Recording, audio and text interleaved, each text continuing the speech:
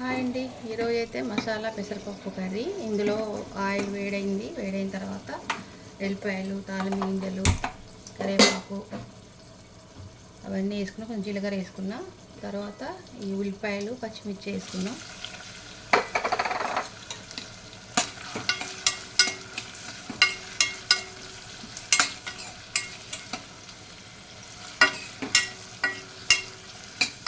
ఉల్లిపాయలు ఇట్లా చాలా ఉండాలండి ఇందులోకి, మసాలా కర్రీ కాబట్టి. పెసరపప్పు, సాయ పెసరపప్పు ఇట్లానే ఇట్లా మనం పకోడీకి కోసుకున్నట్టు పొడవుగా ఎల్లిపాయలు, ఉల్లిపాయలు, పచ్చిమిర్చి కోసుకున్నాం అన్నమాట. ఇట్లా ఎల్లిపాయలు అయితే ఇట్లా దంచి వేసుకోవడం, ఉల్లిపాయలు ఇట్లా పొడుగ్గా, పచ్చిమిర్చి కూడా ఇట్లా పొడుగ్గా. దీంతోపాటు కొంచెం అల్లం వెల్లుల్లి పేస్ట్, కొంచెం కరివేపాకు, కొంచెం కొత్తిమీర వేసుకొని మొత్తం కలియబెట్టుకోవాలి.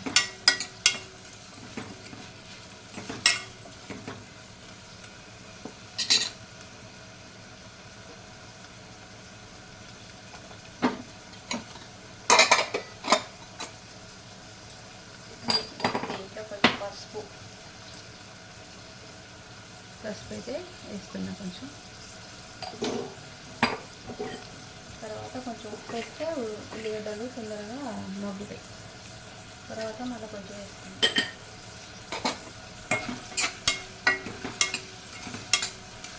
ఇది మసాలా పెసరపప్పు కర్రీ అండి. ఇందులో అల్లం వెల్లుల్లి పేస్టు, గరం మసాలా వేస్తాం కాబట్టి మసాలా పెసరపప్పు కర్రీ అంటారు.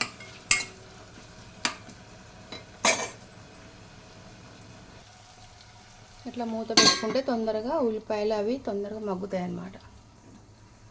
మూత తీసుకున్నాక ఉల్లిపాయలు ఎట్లా మగ్గినాయి చూద్దాం ఒకసారి. మంచిగా మగ్గినాయి. ఇవి బాగా మగ్గినాయి. ఇట్లా ఉన్నప్పుడు పెసరపప్పు వేసుకోవాలి.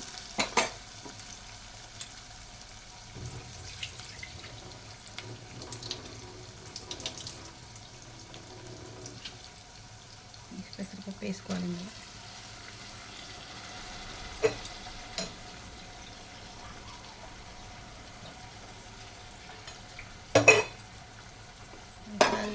కూర మొత్తం ఇట్లా కలియబెట్టుకోవాలి. పప్పు అంతా కొంచెం వాటర్ వేసుకోవాలి.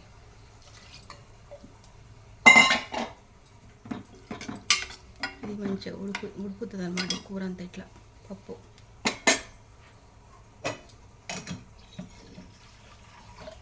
కొంచెం వాటర్ వేసుకున్నాం. చాలాసేపు నానబెట్టిందాం కాబట్టి పెసరపప్పుని ఇలా మూత పెట్టేసుకోవాలి. ఒకసారి అయితే మూత తీసుకొని ఇట్లా చూద్దామండి పప్పు ఎలా తయారవుతుంది.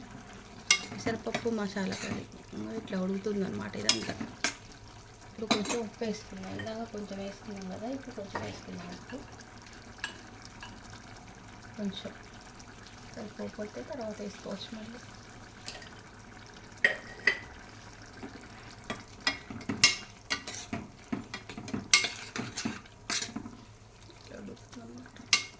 కొంచెం ఇది పలుకు కావాలన్నా వండుకోవచ్చు, కొంచెం మెత్తగా కావాలన్నా ఈ పప్పుని ఇట్లయితే వండుకోవచ్చు అండి. ఈ పప్పుని పెసరపప్పు మసాలా కర్రీ ఇది. ఉడకబెట్టి చిన్నగా ఉడుకుద్ది అది.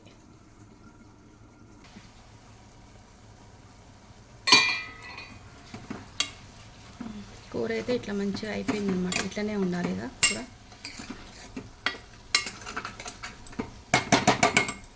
ఇందులో కారము, మసాలా,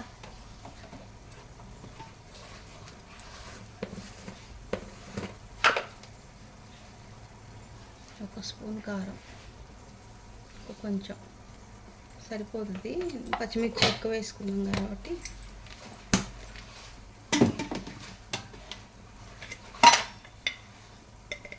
మసాలా, గరం మసాలా,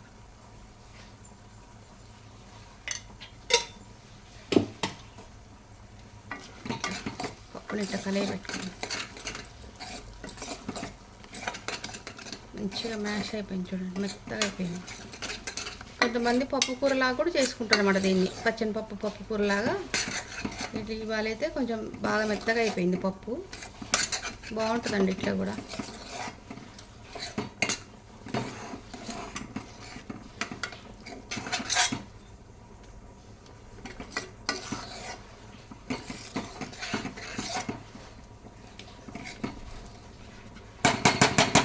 కొంచెం మగ్గనిద్దాం పప్పుని. వైట్ రైస్ అవుతుంది టేపు.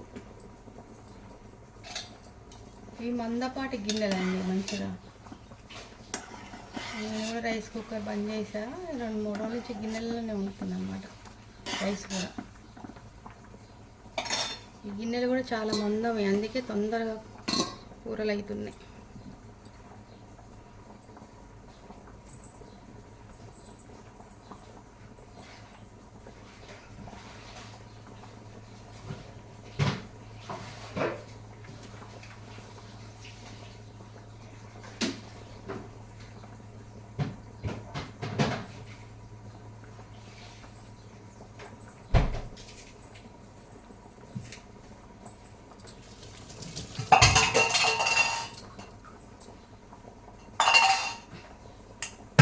గిన్నెలు శబ్దం అవుతుంది. పప్పు మంచిగా అయిందండి మెత్తగా.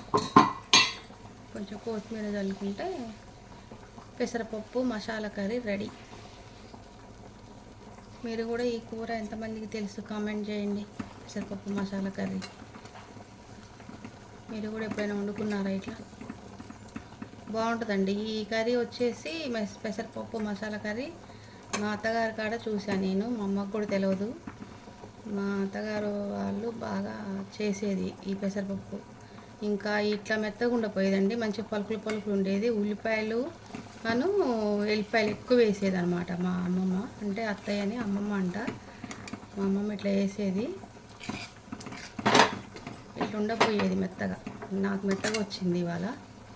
నేను కూడా అప్పుడప్పుడు చేస్తా కానీ మెత్తగా రాదు. ఇవాళ అయితే మంచిగా ఇట్లా మెత్తగా వచ్చింది పప్పు.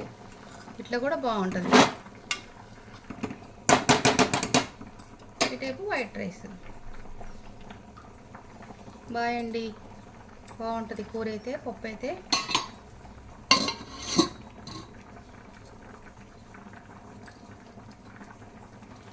ఇలా వచ్చిందనమాట. ఇట్లా రైస్ అయిపోయింది యువతల.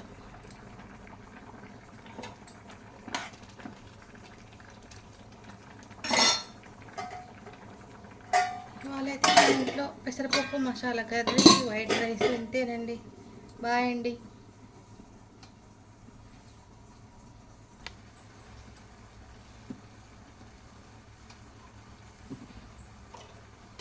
అయితే ఈ మసాలా పెసరపప్పు కర్రీ అయితే ఇలా వచ్చిందనమాట. ఇలా వైట్ రైస్ అవుతుంది.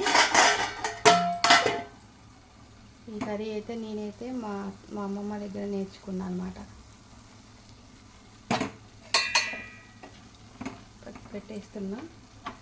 బాయ్ అండి. ఈరోజు నా వీడియో అయితే ఇది. నా వీడియో నచ్చితే షేర్ చేయండి, లైక్ చేయండి, పక్కనున్న బెల్ ఐకాన్ని నొక్కండి. బాయ్ అండి.